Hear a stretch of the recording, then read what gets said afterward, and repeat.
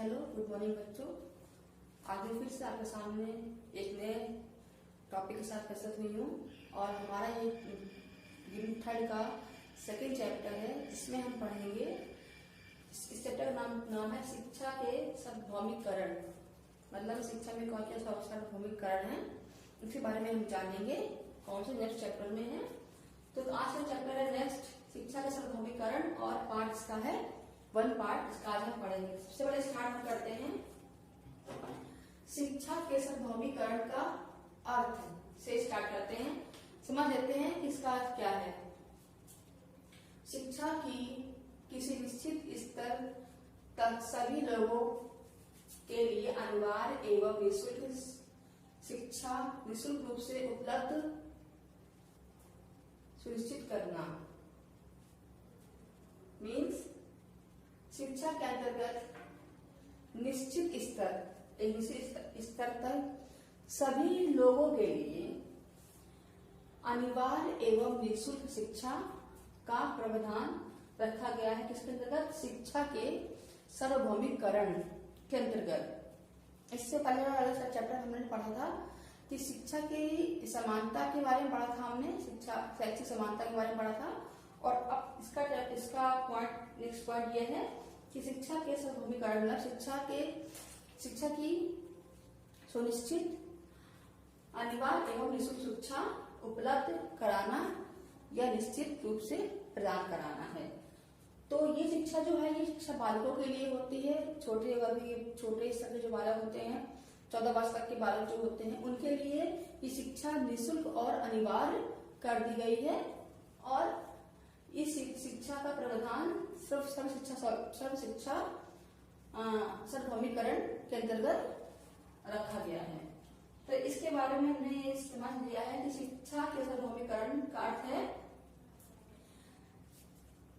14 वर्ष तक की आयु के जो भी बालक रहते हैं, ये जो भी लोग उसके ऊपर के जो भी लोग हैं, उनके लिए निःशुल्क एवं अनिवार्य शिक्षा, लेकिन विशेष रूप से ये शिक्षा 14 वर्ष तक के बालकों के लिए ही रखी गई है।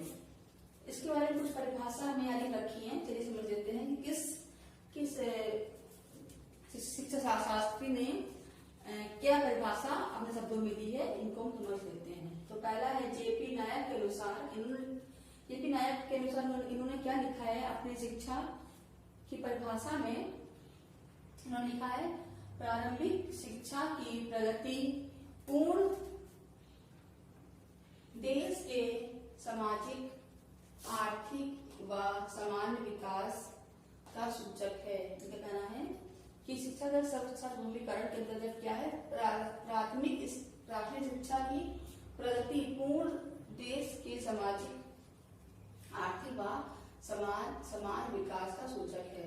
मतलब अगर प्राथमिक स्तर की शिक्षा जो है वो अच्छी होगी तो क्या होगा? देश की प्रगति के लिए हम सामाजिक रूप से, आर्थिक रूप से विकास कर सकते हैं। ये इसका सूचक है। किसका सूचक है? सार्वभौमिकरण का सूचक है। नेक्स्ट क्या है? इसके अनुसार है PM सेन के अनुसार इन्होंने क्या लिखा है? प्राथमिक शिक्षा के सार्वभौमिकरण ने ब्रिटिश संसद के ड्राफ्ट कोर्ट में हलचल कर दी थी तथा भारत के राज्य स्तरीय सचिव ने भारतीय शिक्षा के संदर्भ में प्राथमिक शिक्षा की ओर ध्यान देने के लिए सबको अपनी ओर आकर्षित कर लिया था। जो PS सेन है, इन्होंने जब परिभाषा दी कि शिक्षा का सार्वभौमिकरण किस प्रकार से होना चाहिए, तो जब इनकी परिभाषा आई है तो भारत के जो राज्य हैं, जो भारतीय सचिव के लोग हैं, उन्होंने इस बात पर ध्यान दिया और इस बात पे इन्होंने अमल भी किया। और ये जो बातें कही गई हैं, इन बातों को सुनने से ये आकर्षित भी हो गए थे। तीसरा क्या है?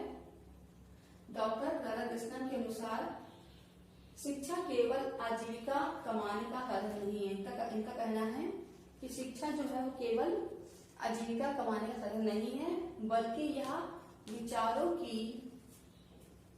जन्म स्थली है। यह न केवल नागरिकता का विद्यालय है बल्कि आध्यात्मिक जीवन में प्रवेश का मार्ग है। मनुष्य अपनी आत्मा व सत्य की खोज के लिए इससे प्रशिक्षण लेता है। क्या कहना है डॉक्टर राधा कृष्णन का कि जो शिक्षा है वो केवल आजीविका का साधन नहीं बल्कि विचारों का जन्मस्थल है। इससे विचार भी उत्पन्न होते हैं, इससे आध्यात्मिक विचार जीवन को भी मार्ग मिलता है और एक अच्छा नागरिक बनने में भी सहायता करता है। कौन? शिक्षा। और मनुष्य की अपनी आत्म व शक्ति की खोज कर सकता। शिक्षा का कहना है कि शिक्षा द्वारा ही मनुष्य अपनी आत्मा और सत्य की खोज को कर सकता है। तो बच्चों ये हमने इसका अर्थ और परिभाषाओं का अध्ययन किया है। इसके बाद हम पढ़ेंगे शिक्षा के सार्वभौमिकरण में बाधक तत्व। तो बच्चों इसमें हम जानेंगे कि शिक्षा में जो सार्वभौमिकरण की जो क्रिया है उसको बढ़ाने में कौन कौन से तत्व जो है वो बाधक है। तो सबसे पहला क्या है हमारा असमानता। असमानता जो है हमारा है शिक्षा का पहला पॉइंट है जो बाधक है शिक्षा के सार्वभौमिकरण के अंतर्गत। तो इसमें समझ लेते हैं। असमानता शिक्षा के सार्वभौमिकरण में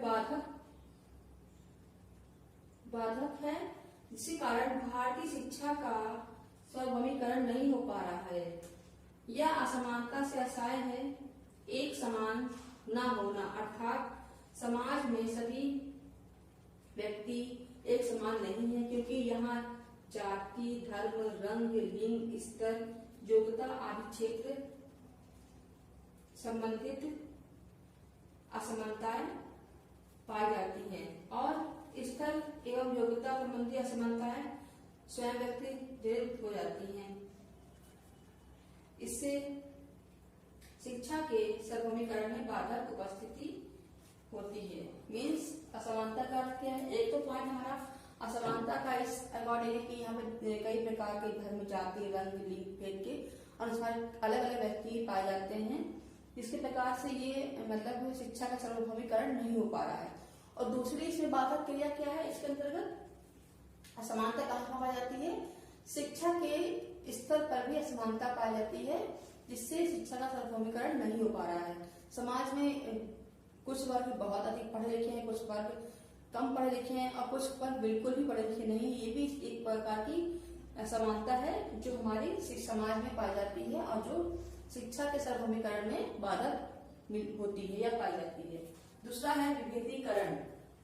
विभेदीकरण जो है शिक्षा के सार्वभौमिकरण में बाधक अन्य तत्व विभेदीकरण भी है।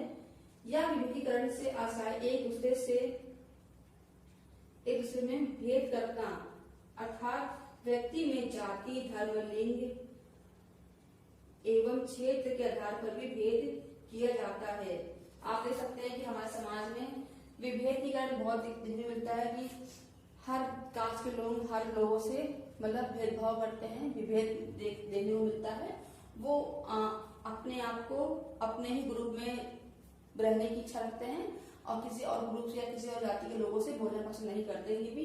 ये भी एक बहुत प्रकार का बाधक तत्व है, शिक्षा के सार्वभौमिकरण में बाधक को बढ़ाता है। किस प्रकार? क्योंकि अगर समाज में विविधीकरण को बढ़ावा मिलेगा तो शिक्षा में सार्वभौमिकरण की क्रिया अच्छे से नहीं हो पाएगी और बाधक या हमारी बाधक मतलब क्रिया बनी रहेगी और समाज का उद्धार नहीं हो पाएगा। जैसे कि आप देख सकते हैं शैक्षिक संस्थाओं में छात्रों की प्रवेश अथवा इनकी क्रियाओं, सेवाओं और सुविधाओं में भी किसी एक से नहीं होती। धर्म, जाति, रंग अथवा जातीय उत्पत्ति का प्रयोग करने की नीति है। आप देख सकते हैं कि हर समाज के अंतर्गत अपनी कास्ट के लोगों को ही बढ़ावा मिलता है, तो दूसरी कास्ट के लोगों को बढ़ावा नहीं देते हैं, न ही उनका कल्याण या उनका उद्धार के लिए सोचते हैं। ये भी बहुत मुख्य पॉइंट है विविधीकरण का। फिर तीसरा पॉइंट हमारा है सीमांतरीकरण। इसमें क्या है जी, सीमांतरीकरण भी हमारे शिक्षा भौतिक शिक्षा में बहुत बड़ा बाधक तत्व है। सीमांतरीकरण से आशय सीमाएं बना देना अथवा सीमा रेखा खींच देना, अर्थात समाज में कुछ लोग ऐसे वर्गों से हैं जिनके लिए अन्य वर्गों के लिए सीमा बनाए हुए है। इसके अलावा कुछ ऐसे वर्ग के लोग भी हैं जो वर्तमान समाज में स्वयं ही अपनी सीमाएं बनाए हुए हैं। जैसे कि कुछ क्षेत्र के अंतर्गत ये हो जाता है, क्षेत्रों में होता है कि आप इन वर्ग ये वर्ग के लोग सिर्फ इस शिक्षा तक ही अपना शिक्षा प्राप्त करेंगे और इसके आगे शिक्षा को प्राप्त नहीं कर सकते। तो उनके लिए एक सीमा बना दी गई है कि उनको 800 जो नीचे जाति के लोग हैं वो बिल्कुल ना पढ़ें, थोड़ी ऊंची जाति के लोग हैं वो 8 या 10 तक पढ़ें क्लास तक, उसके बाद जो और ऊंची जाति के लोग हैं वो अधिक से अधिक पढ़ सकते हैं, उनके लिए कोई सीमा नहीं है। तो ये भी बहुत बड़ा पॉइंट है, समाज में सीमांतरण को बढ़ाता है और क्या होता है इससे सार्वभौमिकरण की शिक्षा में बाधक क्रिया उत्पन्न होती है।